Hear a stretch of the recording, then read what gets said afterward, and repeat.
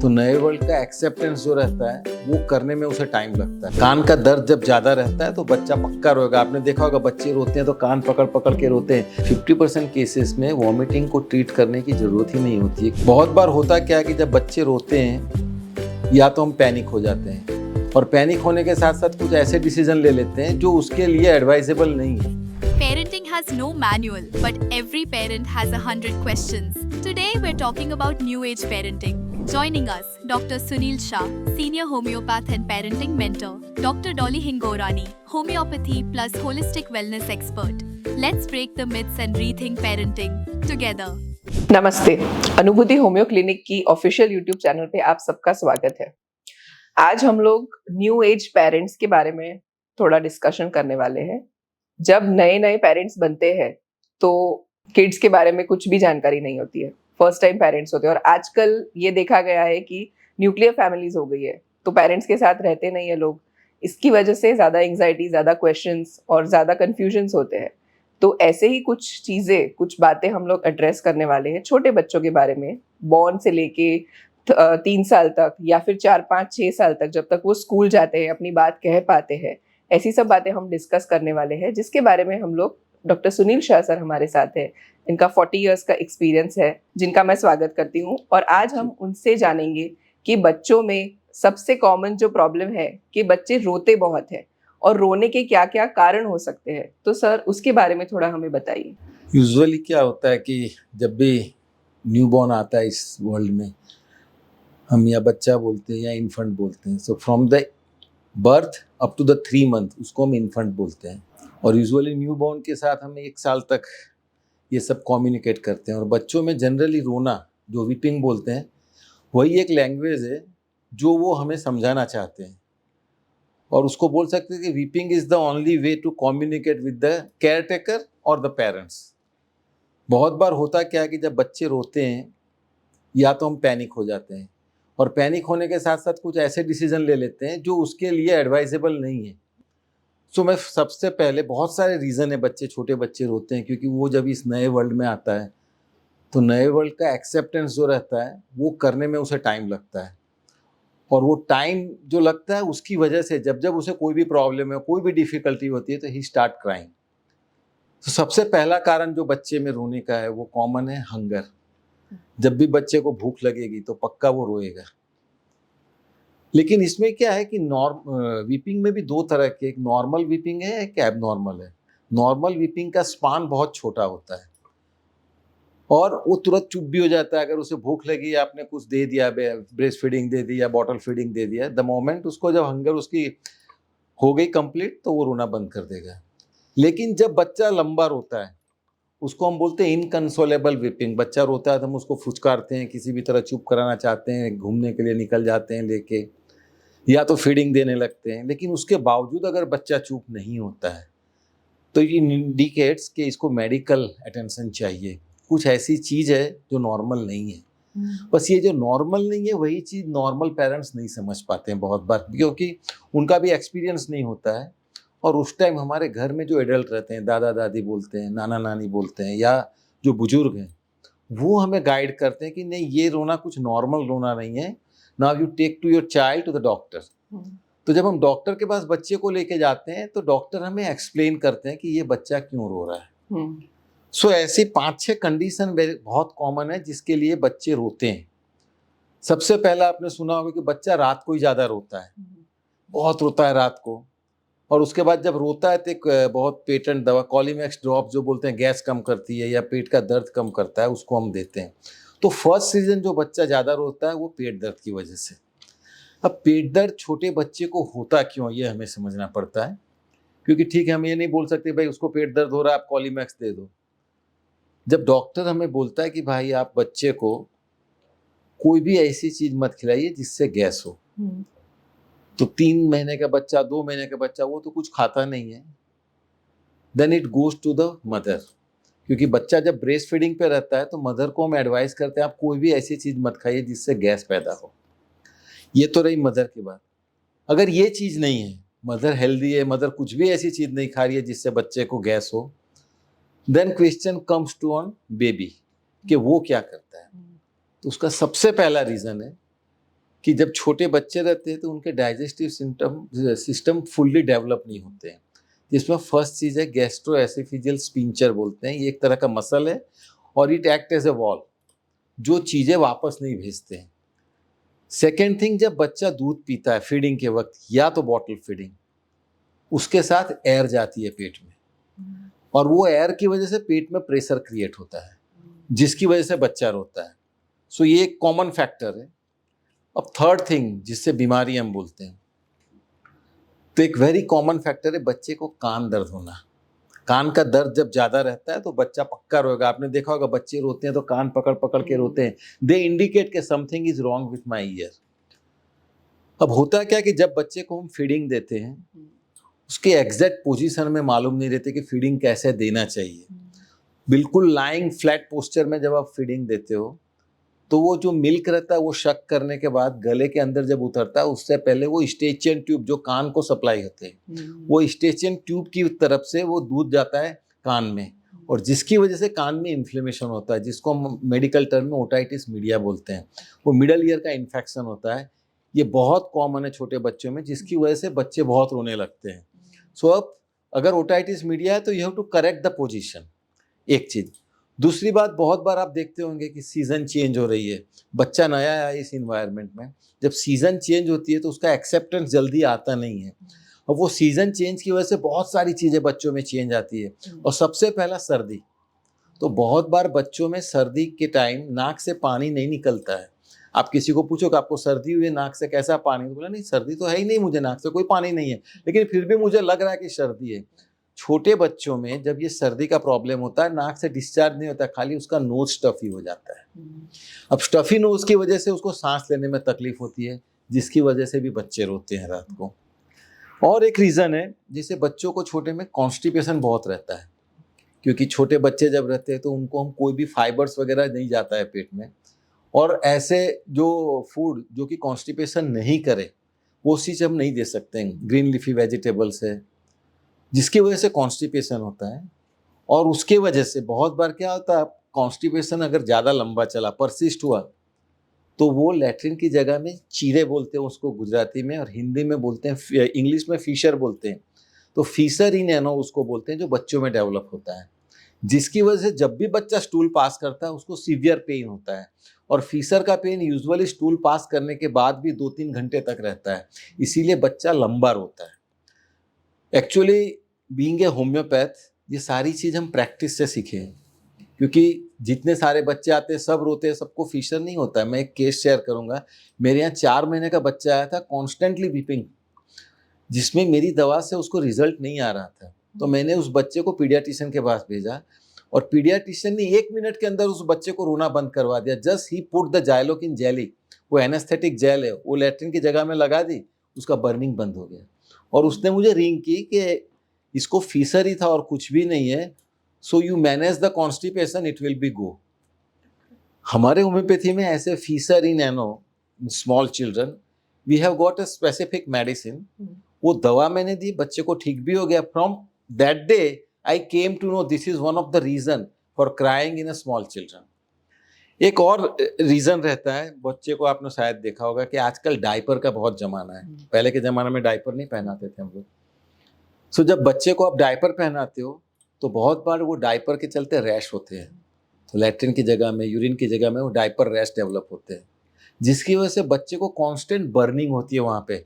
जब something is touch, diaper touch हो, आप जब उसको वॉश करने के लिए जाते हैं, आपका हाथ जब टच जाता है तो बच्चे को बर्निंग होती है और वो बहुत रोता है। सो डायपर रैश को ट्रीट करने के लिए होम्योपैथी में बहुत सी अच्छी दवाइयाँ जो हम ट्रीट करते हैं regularly. There are so many different reason कि जिसमें बच्चे बहुत रोते हैं रात को। ये डायपर रेस में ऐसा नहीं कि रात को ही रोएंगे, वो कभी भी व्हेन एवर यू अनड्रेस और उसको नहलाएंगे और आपके बॉडी का कोई भी पार्ट अगर वहाँ पे टच होता है तो उसको बर्निंग होती है। और एक रीज़न रहता है जो मुंह में छाले पड़ते हैं बच्चों को, हमें भी पड़ते हैं, बच्चों को भी पड़ते हैं, बिकॉज बी फॉल्सिन, बी कॉम्प्लेक्स उनके पेट में बहुत कम जाता है। इसी की वजह से paediatrician multivitamin, B complex, iron ये सब देते हैं। सो बहुत बार क्या होता है, आयरन की वजह से बच्चे को कॉन्स्टिपेशन होता है, उस कॉन्स्टिपेशन की वजह से फीसर डेवलप होता है। समटाइम्स मल्टीविटामिन आप नहीं दे रहे हैं, बी कॉम्प्लेक्स नहीं देते हैं, उसको फॉलिक एसिड की डेफिशिएंसी होती है, बी कॉम्प्लेक्स की डेफिशिएंसी, उसके वजह से भी बच्चे को मुंह में छाले पड़ जाते हैं। अब वो छाले ऐसे रहते हैं, हमें बड़े लोगों को छाले पड़ते हैं ऐसे नहीं, उसका मुंह लाल हो जाता है, एक्सकोरिएट हो जाता है, उसमें कांस्टेंट बर्निंग रहती है, और जब मदर उसको फीडिंग देने जाती है वो नहीं लेता है, तो मदर हमारे पास आके कंप्लेन करती है मेरा बच्चा दूध ही नहीं पी रहा है। बट व्हेन वी एग्जामिन, उसके मुंह में जब देखते हैं तो वो तो स्टोमेटाइटिस, इसको इन्फ्लेमेशन बोलते हैं, उसकी वजह से बच्चे को बर्निंग है। जब वो निपल को शक करता है इमीडिएट बर्निंग चालू हो जाता है, जिसकी वजह से वो दूध नहीं पीता है। तो stomatitis is one of the reason, जिसको मुंह में छाले बोलते हैं, जिसकी वजह से भी बच्चे रोते हैं। So like this, these are the basic common factor है जिसमें बच्चे बहुत ज़्यादा रात को रोते हैं और दिन में भी रोते हैं। But crying is the only way to communicate with the parents और केयर टेकर्स। सर, ये तो हमने देखा कि बच्चों में रोने के क्या क्या कारण हो सकते हैं, वो आपने इतने अच्छे से समझाया, पर दूसरी भी एक कंप्लेन है कि जो बहुत कॉमन है कि बच्चों में वॉमिटिंग बहुत होती है, इसके क्या कारण हो सकते हैं? देखिए, छोटे बच्चों में वॉमिटिंग होना एक कॉमन सी बात है, और 50% बच्चों में तो वॉमिटिंग रहती ही रहती है। बहुत बार हम वो वॉमिटिंग को ट्रीट करने चले जाते हैं। एक्चुअली 50% केसेस में वॉमिटिंग को ट्रीट करने की ज़रूरत ही नहीं होती है, क्योंकि बहुत सारी डिफेक्ट हमारे में है जिसकी वजह से बच्चे को वॉमिटिंग होती है। सो मैं वो भी बात करूँगा। अप टू द 3 मंथ, बोलते हैं ना, 3 मंथ तक मोस्टली बेबी वॉमिट करते ही करते हैं। सबसे पहली बात तो ये है कि बच्चा वॉमिट क्यों करता है। जैसे मैंने आपको फर्स्ट में भी बोला कि जब बच्चा आता है इस वर्ल्ड में तो उसके डाइजेस्टिव सिस्टम फुल्ली डेवलप नहीं होते हैं, और जो वॉमिटिंग होती है वो कुछ भी नहीं लेकिन गैस्ट्रोएसोफेजियल रिफ्लक्स है। वो रिफ्लक्स की वजह से स्पिटिंग ऑफ मिल्क या दूध निकालना ये होता है। अब इसमें होता क्या है कि जब दूध निकालता है, वो दूध आता क्यों है उसमें, तो ये प्रेशर की वजह से आता है। जब बच्चा ब्रेस्ट फीडिंग करता है तो उसके साथ में एयर भी जाती है अंदर, और जितनी ज़्यादा एयर जाएगी उतने ज़्यादा प्रेशर क्रिएट होता है, और उस प्रेशर की वजह से रिफ्लक्स होता है और बच्चे दूध की उल्टी करते हैं। तो दूध की उल्टी करना कोई बीमारी नहीं है, ऐसे देखिए तो आप मोस्टली सबको रहता ही है।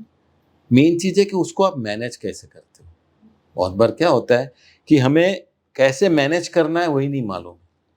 दूसरी बात, रीजंस क्या क्या हो सकते हैं जिसके वजह से बच्चे को वॉमिट होती है। तो जैसे मैंने सबसे पहले आपको बोला कि immature gastro-oesophageal sphincter. Second thing, small stomach की कैपेसिटी कम रहती है, और कैपेसिटी कम रहती है और मदर का ऑलवेज इंटेंशन रहता है कि जितना बच्चा मेरा दूध ज़्यादा पी ले। उसका इंटेंशन इमोशनली इन्वॉल्व है, इसलिए वो सही है अपनी जगह पे। उसे लगता है कि मेरा जितना भी फीडिंग आ रहा है मेरे बच्चे को जाना चाहिए, सो उससे उसकी इम्यूनिटी बढ़ेगी। एंड ऑल वी नो कि ब्रेस्ट फीडिंग से ही इम्यूनिटी बढ़ती है, उससे अच्छा कोई रिप्लेसमेंट है ही नहीं इम्यूनिटी का। आप कितने भी विटामिन दे दो, कितने भी आयरन के ड्रॉप्स दे दो, कितने भी मल्टीविटामिन दो, लेकिन there is no replacement of breast feeding. हमने ये देखा है जो बच्चे ब्रेस्ट फीडिंग पे बड़े होते हैं उनकी इम्यूनिटी और बच्चों से ज़्यादा अच्छी रहती है, उनमें बार बार बीमार पड़ने की जो संख्या है बहुत कम रहती है। थर्ड थिंग है जो फीडिंग हैबिट जिसको बोलते हैं, कि भाई फीडिंग हैबिट कैसी है आपकी, आपने कैसी फीडिंग कैसे करवा रहे हो बच्चे को, वो बहुत ज़्यादा इम्पोर्टेंट। तो बहुत बार आप देखते होंगे कि बच्चे बहुत जल्दी जल्दी शक करते हैं, मीन्स वो इतना भूखा हो रहा है, वो इतना रो रहा है, लेकिन मदर समझ ही नहीं पा रही है कि मेरा बच्चा भूखा है। और जब बाय दैट टाइम आपको लगता है कि मैं समझी मेरा बच्चा भूखा है, द मोमेंट जब आप जैसे ही उसको निपल देते हो तो इतना इम्पेशेंसली वो शक करता है। तो जितनी स्पीडी से शक करेगा उतनी ज़्यादा एयर जाएगी पेट में, और जितना ज़्यादा एयर एक्यूमुलेट होगा उतनी ज़्यादा वॉमिटिंग होगी। Second thing, over eating, over feeding. Mother emotional base पर चाहती है कि मेरा बच्चा जितना ज़्यादा फीड कर सके, लेकिन समटाइम्स क्या होता है कि स्टोमक की कैपेसिटी कम रहती है और आप फीड ज़्यादा दे रहे हो, तो नेचुरली ड्यूरिंग फीडिंग ही वो बच्चा दूध निकालने लग जाता है। सो एक ये चीज़ भी है कि आप कैसे दूध पिला रहे हो। थर्ड थिंग जो मोस्ट इम्पॉर्टेंट है, जो शायद लोग नहीं समझ पाते हैं, साइज ऑफ निपल। अगर आपकी निपल की साइज बड़ी है तो बच्चे को एयर शक ज़्यादा होगा, जिसकी वजह से भी वॉमिटिंग होती है। थर्ड, अगर निपल की साइज छोटी है तो बच्चे को एक्सर्शन ज़्यादा पड़ेगा मिल्क शक करने में, again it will lead to the vomiting. So बहुत सारी चीज ऐसी है जो हमें मालूम नहीं है, अननोइंगली हम तकलीफ देते हैं बच्चे को। जैसे आप देखिए कि जब फीडिंग कराते हैं तो हम यूजुअली ऐसा करते हैं कि बच्चे को जगह के एक रूम में चले जाते हैं, दरवाजा बंद कर देते हैं। द लेडी जो ये कर रही उसको भी नहीं मालूम है मैं क्यों ऐसा कर रही हूँ, मैं दरवाजा बंद करके अकेले रूम में जाके बच्चे को क्यों फीड कर रही हूँ, उसे भी नहीं मालूम है। वो ऐसा बोलेगी नहीं मेरी मदर ने ऐसा सिखाया, मेरी मदर ऐसा करती थी, या तो मेरे घर में जो वडील है वो ऐसा करते, तो उसको देख के मैं बहुत सारी चीजें आप देखते होंगे कि कोई कर रहा है उसको हम फॉलो कर रहे हैं विदाउट नोइंग द रीजन। बहुत सारी चीजें ऐसी हैं हमारे यहाँ की कोई करता है इसलिए मैं करता हूँ, एक्चुअली कोई करता है वो सही करता है लेकिन उसमें क्या लॉजिक छुपा है वो मालूम नहीं होता है। तो हमने कहीं पढ़ा था कि distraction during the time of feeding is not allowed. मान लीजिए आपके घर में गीत बज रहा है बड़े बड़े से और आप अपने बच्चे को दूध दे रहे हो, वो नहीं पिएगा। अगर घर में आवाज बहुत हो रही है और बच्चे को आप दूध देंगे, it distracts, because feeding is a process. Feeding जो है एक प्रोसेस है जो उसको करनी है, वो तभी करेगा जब वो कॉन्सेंट्रेट कर पाएगा। उसका कॉन्सेंट्रेशन डिस्ट्रैक्ट होता है from this music, from certain things, और उसी के वजह से मदर यूजुअली प्रीफर करती है कि मेरे बच्चे को जब मैं फीड करूं तो कोई भी हल्ला ना हो, मैं अकेले रूम में जाऊं। क्योंकि डिस्ट्रैक्शन से क्या होता है, द मोमेंट वो जब बच्चा डिस्ट्रैक्ट होता है, अगेन एयर सकिंग सी प्रोसेस है कि भाई जितनी एयर ज्यादा जाएगी उतनी एयर बाहर निकलनी है, वो दूध को लेके ही बाहर निकलेगी। तो ये एक जो चीज है कि जिसकी वजह से, दूसरी बात जो बच्चे ब्रेस्ट फीडिंग पे नहीं, बहुत बार मदर को फीडिंग नहीं आता है तो यूजुअली काउ मिल्क देते हैं। काउ मिल्क की एलर्जी हो जाती है बहुत बार बच्चों को, प्रोटीन एलर्जी, जिसकी वजह से भी वॉमिटिंग करते हैं बच्चे। अब एक जन ने पूछा कि सर हम तो दूध पिलाते हैं, हम तो अपने बच्चे को दूध पिलाते हैं, तो दही जैसा क्यों उल्टी कर रहा है? उल्टी में दूध ही निकलना चाहिए। एक्चुअली जब बच्चे दही जैसी वॉमिटिंग करते हैं ये नॉर्मल फेनोमेना है, because it is a reaction of stomach acid on a milk. कोई भी एसिड जब मिल्क पर आता है दूध फट जाता है, उसको हम कर्डल मिल्क बोलते हैं। दही जैसी उल्टी करती है, यूजुअली वो सावरिश स्मेल रहती है। सी हमारे होम्योपैथी में ये सब चीज बहुत इंपॉर्टेंट है, द कैरेक्टर, कि भाई आपका बच्चा अगर उल्टी कर रहा है तो कैसा कर रहा है। तो कैरेक्टर्स के ऊपर से हम डायग्नोसिस भी कर सकते हैं और उसी के ऊपर से हम ट्रीटमेंट भी कर सकते हैं। हमारे होम्योपैथी में सर्टेन मेडिसिन है कि भाई आपका बच्चा अगर दही जैसी उल्टी कर रहा है तो ये दवा दो, अगर डायरेक्ट वॉमिटिंग हो रही है तो आप ये दवा दो, इनकरेक्ट पोस्चर की वजह से अगर हुआ है तो दिस मेडिसिन कैन वर्क। सो मैं जितने भी आपको नाम बोल रहा हूँ कि कॉन्स्टिपेशन है या तो डायपर रैश है, everything can be treated with the homeopathic medicine, provided patient मतलब मदर है उसको सही चीज एक्सप्लेन करनी पड़ेगी। बहुत बार मदर इग्नोर करते हैं ये सब छोटी छोटी चीजें, इसकी क्या जरूरत है, उसको उल्टी हो रही है आप दवा दे दो, वो तो मैं वहां गई थी उसने उल्टी की दवा दी तुरंत बंद हो गई, आप भी दे दो। मीन्स व्हाट दे एक्सपेक्ट कि मैंने दूसरे के यहाँ जो देखा वो ही आप करो, ऐसा नहीं हो सकता है।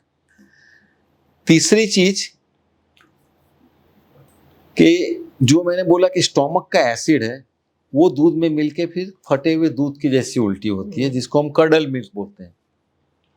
बहुत बार वो इन्फेक्शन हो जाता है, अगर वॉमिट नहीं कर पाया बच्चा तो वॉमिटिंग इन्फेक्टेड हो जाती है फिर बहुत देर के बाद। तो बहुत बार आप देखते होंगे बच्चे को लूज मोशन भी स्टार्ट होता है वॉमिटिंग के साथ। तो ये एक बेसिक कॉज है जिस पर हम लोग वर्कआउट करते हैं। सर एक जो हमने डिस्ट्रैक्शन की बात बोली तो वो हम बड़ों में भी बोलते हैं कि जब भी खाना खाओ तो अपने पूरे 5 सेंसेस यूज करके खाना खाओ, तो इससे डाइजेशन मोबाइल को दूर रखो। हाँ, इससे डाइजेशन पे भी अफेक्ट होता है। हाँ। सर एक और टर्मिनोलॉजी आजकल बहुत सुनने में आती है, लैक्टोज इंटॉलरेंस। पेरेंट्स आके कंप्लेन करते हैं कि भाई बच्चों को लैक्टोज इंटॉलरेंस हो गया, तो ये क्या है लैक्टोज इंटॉलरेंस एग्जैक्टली? देखिए लैक्टोज इंटॉलरेंस मेरे हिसाब से तो ये मॉडर्न टर्म है। आजकल पेरेंट्स इतने ज़्यादा अवेयर हो गए हैं और मोस्टली मैं लैक्टोज इंटॉलरेंस की एक आपको स्टोरी बताऊंगा जो मेरे क्लिनिक में यूजुअली हम देखते हैं। मैं ये नहीं बोलता हूँ सारे बच्चे में ही वो रहता है, लेकिन मेजॉरिटी बच्चे को सुबह स्कूल जाते समय वॉमिटिंग होती है, ये एक कॉमन प्रॉब्लम रहता है। और दे वॉन्डर यहाँ से वहाँ सब दवाई दे रहे हैं and finally they came with the diagnosis कि भाई मेरे बच्चे को लैक्टोज इंटॉलरेंस है, तो इसे दूध नहीं पच रहा है और लैक्टोज का इंटॉलरेंस है।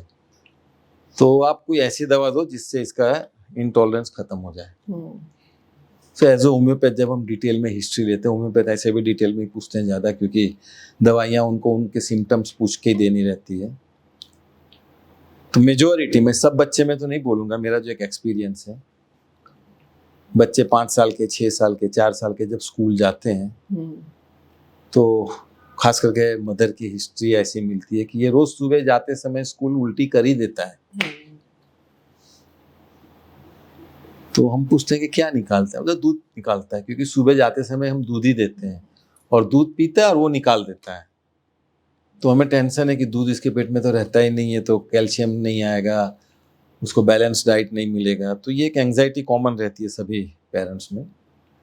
तो मोस्टली जब बच्चे हमारे पास ये सिम्टम्स के साथ आते हैं कि रोज मॉर्निंग में वॉमिटिंग होती है, तो हम उसका, हमारा पहला क्वेश्चन रहता है कि आपके बच्चे को रोज मॉर्निंग स्कूल भेजते हो आप? तो यस। वीक में कितने दिन छुट्टी रहती है? तो बोलते हैं सैटरडे संडे हमारी स्कूल बंद रहती है, छोटा बच्चा है इसलिए सोम से शुक्र ही जाता है। हम्म, तो हम लोग सबसे पहला क्वेश्चन पूछते हैं कि सैटरडे संडे का क्या हाल है, उस दिन वॉमिटिंग होती है? बोलते नहीं, उस दिन वॉमिटिंग नहीं होती। सो मेरा पहला सवाल है कि ये कैसा लैक्टोज इंटॉलरेंस है जो मंडे से फ्राइडे तक ही रहता है, सैटरडे संडे नहीं रहता है, इवन इन वैकेशन भी नहीं रहता है। तो ये सोचने वाली बात है, वो लोग भी एग्री करते हैं, हाँ सर ऐसा तो है, लेकिन हमें बोला गया कि इसको लैक्टोज इंटॉलरेंस है, और वही चीज़ हम आपसे एक्सप्लेन कर रहे हैं। तो फिर हम बच्चे से कुछ सवाल पूछते हैं, और मेजोरिटी ऑफ द टाइम हमने देखा है छोटे बच्चों में सेपरेशन एंजाइटी बहुत रहती है। हम्म, छोटे बच्चे फर्स्ट टाइम स्कूल जा रहे हैं, अपनी मदर जहाँ वो अपने आप को सबसे ज़्यादा सेफ समझते हैं, उसको छोड़ के स्कूल जाना वो सबसे बड़ा टॉर्चरिंग रहता है उनको, और वो बहुत रोते हैं इसीलिए। तो जो एंजाइटी है ना, वो एंजाइटी की वजह से उसको मॉर्निंग में वॉमिटिंग होती है। हम्म, अब आप बोलेंगे कि एंजाइटी की वजह से वॉमिटिंग क्यों हुई? हम्म, तो आपने देखा हो कि बहुत सारे पेशेंट जिसको एसिडिटी रहती है, तो डॉक्टर पूछते हैं आपको कोई स्ट्रेस है, हम्म, क्योंकि वो भी बिलीव करते हैं कि स्ट्रेस की वजह से एसिडिटी होती है। तो यहाँ सेम फेनोमिना है, एंजाइटी स्ट्रेस रहता है, उसकी वजह से बच्चे को एसिडिटी होती है। छोटे बच्चों एंजाइटी की वजह से वो रिफ्लक्स आता है, जिसकी वजह से वो वॉमिट कर देता है। वो एंजाइटी सैटरडे संडे को नहीं रहती है, वो एंजाइटी उसको वैकेशन में नहीं रहती है, and that is the reason वो वॉमिट नहीं कर पाता है, और करता नहीं क्योंकि होती नहीं है उसको। तो ये लैक्टोज इंटॉलरेंस मेरे ख्याल से सभी बच्चों को नहीं, लेकिन मेजॉरिटी, अगर ये मोडालिटी मिलती है आपको कि भाई सैटरडे संडे नहीं है, वैकेशन में नहीं है, आई थिंक आपके अपने बच्चे को ये स्ट्रेस ट्रीट करना चाहिए। स्ट्रेस एंजाइटी, सेपरेशन एंजाइटी, बहुत बार आपने देखा होगा हमारे प्रैक्टिस में, तो बहुत बार बच्चे को फीवर आ गया, मदर लेके आती है कि मेरे बच्चे को कल कुछ नहीं था, आज फीवर आ गया। फिर दवा दी, एक दिन ठीक हो गया, एक वीक के बाद फिर फीवर आया, सारे ब्लड रिपोर्ट नॉर्मल, न गले में सूजन, न सर्दी, न कुछ नहीं, खाली फीवर आ गया। जब 3-4 बार ऐसा होता है तो हम थोड़ी हिस्ट्री लेते हैं, तो पता चलता है उसके फादर की आउटसाइड जॉब है, तो उनको टूर करनी पड़ती है, और मदर बोलती है जब जब इसके फादर आउट स्टेशन जाते हैं तब इसको बुखार आता है। Again it is a separation anxiety, separation anxiety की वजह से बच्चे को फीवर आ जाता है। सो ये separation anxiety creates lot of problem in a small children. Sir हमने जो अभी वॉमिटिंग के बारे में बात की, तो ऐसे कोई आप टिप्स दे सकते हैं कि इस वॉमिटिंग को हम कैसे रोक सके कि हो ही नहीं वॉमिटिंग बच्चों में? देखिए, जहाँ तक बच्चे बड़े हैं 5 साल 7 साल के, उसके लिए तो मैंने आपको डिटेल में डिस्कस किया कि भाई stress anxiety, separation anxiety, school का प्रेशर, अगर बच्चे को स्कूल में पनिशमेंट दिया गया है, घर आके बोल नहीं सकते हैं, तो ये सब रीज़न की वजह से भी हमने देखा है कि साइकोलॉजिकल फैक्टर है, जिसकी वजह से बहुत बार पेट में दर्द हुआ, वॉमिटिंग हुआ, ये सब होती है। लेकिन जब यही वॉमिटिंग छोटे बच्चों 2 महीने 3 महीने में, उसको हम कैसे रोक सकते हैं? हम लोग हिंदी में या गुजराती में बोलते हैं ना कि बच्चे को फीडिंग देने के बाद आप यूं रखो शोल्डर पे, ताकि उसको बर पाएगा। राइट। हिंदी में ढकार बोलते हैं और गुजराती में ओड़कार बोलते हैं कि ओड़कार लाओ तो छोकरा ने उल्टी नहीं था। ना बर्ब क्या है? ऐसे देखे तो बर्ब कुछ भी नहीं है, वो जो एयर स्टोमक में आएगी वो बाहर निकलती है। अगर बच्चा सोया रहता है और बर्प नहीं करवाया तो उसको वॉमिट होती है। तो this is the scientific reason कि बच्चे को फीडिंग करने के बाद क्यों ऑन द शोल्डर स्ट्रेट रखना चाहिए, ताकि उसकी जो एयर है वो बाहर निकल जाएगी in the form of burp. Second thing, faulty posture of a feeding. अगर आपका फीडिंग पोस्चर फॉल्टी है, बच्चे को आपने एकदम लाइंग इंक्लाइन पोजीशन में रखा है, तो नेचुरली वो जो भी दूध सक करेगा, जैसे मैंने पहले भी आपको एक्सप्लेन किया कि या तो कान में तकलीफ जाएगी या तो एयर ज़्यादा सक हो जाएगी, तो वॉमिटिंग होती है। तो हम हमेशा जो भी पेरेंट्स आते हैं हमारे, उसको हम गाइड करते हैं कि भाई जब भी आप फीडिंग दो, बच्चे का सर ऊपर रखो। आप अगर गूगल सर्च करो, पीडियाट्रिक की बुक देखो, तो उसमें एक पोजीशन है कि बच्चे को बैठा के वो लोग फीडिंग देते हैं। नॉट इवन लाइंग पोस्चर, बैठा के फीड करते हैं। आपको यूरोपियन कंट्री में सब ज़्यादा मिलेगा। तो बैठा के जब फीड करते हैं तो ये कॉम्प्लिकेशन होने का डर कम हो जाता है कि बच्चे को एयर ज़्यादा सक हो जाएगी, वो बर्प नहीं करेगा। वो बैठाने के बाद मिल्क उसका फीडिंग हो गया, उसके बाद वो लोग बर्प करवाते हैं, और बर्प जितनी ज़्यादा जल्दी से हो जाता है उतने चांसेस कम होते हैं वॉमिटिंग के। सेकेंड थिंग, हम फीडिंग इतनी स्पीडी से करवाते हैं, बहुत बार हमें काम है, हमें बाहर जाना, जल्दी जल्दी कराओ मैं। तो during the time of feeding आप एक्सेस ऑफ मूवमेंट रिस्ट्रिक्ट करो। होता क्या, कभी इधर कभी उधर मूवमेंट रहता है, तो बच्चे का फोकस्ड कम हो जाता है, उसका कंसंट्रेशन कम हो जाता है, जिसकी वजह से अगेन एयर सक होती है उसमें। और सेकेंड थिंग जो लास्ट में बोलूँगा, फीडिंग हो गया, उसके बाद बच्चे को लेके घूमने निकल जाते हैं जल्दी जल्दी इधर उधर। For some time avoid speedy movement. अगर आप स्पीडी मूवमेंट रिड्यूस करेंगे तो ये रिफ्लक्स को भी घटाएगा। होता क्या है, अगर आप फीडिंग करवाया, बर्प करवाया एंड स्लोली आप मूवमेंट बढ़ाएंगे, it helps in the reflux. So ये 3-4 चीजें हैं जो आप।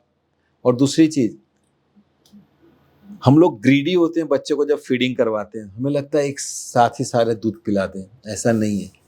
बच्चे को एक टाइम में स्मॉल क्वांटिटी दीजिए, लेकिन फ्रीक्वेंटली दीजिए। एक सारा दूध मैं 200 ml एक साथ ही पिला दूं, ऐसा नहीं है। उसको आप कट कीजिए, थोड़ी थोड़ी क्वांटिटी में फ्रीक्वेंटली दूध दीजिए, वो ज़्यादा अच्छा रहता है। So these are the basic factors. तो सर ये भी कहना राइट होगा कि जैसे बोलते हैं कि प्रेग्नेंट मदर्स की जो मेंटालिटी है या उनका इमोशन है वो जैसे चाइल्ड को अफेक्ट करता है, तो even during the feeding time the emotion of mother is important. देखिए, आप ड्यूरिंग प्रेगनेंसी हम लोग क्या सजेस्ट करते हैं कि भाई आप धार्मिक पुस्तक पढ़ो, ऐसी कोई भी चीज़ नहीं देखो, क्रूएलिटी, मारा मारी, अच्छी चीज़ें देखो, because each and every emotions what the mother feel that passes to the foetus. So बहुत सारे ऐसे चीज़ें हैं जो प्रैक्टिस में हमने अनुभवी है कि मदर के इमोशंस डायरेक्ट फ्रेश फीडिंग से बच्चे में जाते हैं। So this is all about from my side. Thank you so much sir, thank you very much. और इस टॉपिक के रिलेटेड या आपके कोई भी और सवाल है, कोई भी और कंफ्यूजन है, तो आप कमेंट सेक्शन में हमसे ये पूछ सकते हैं।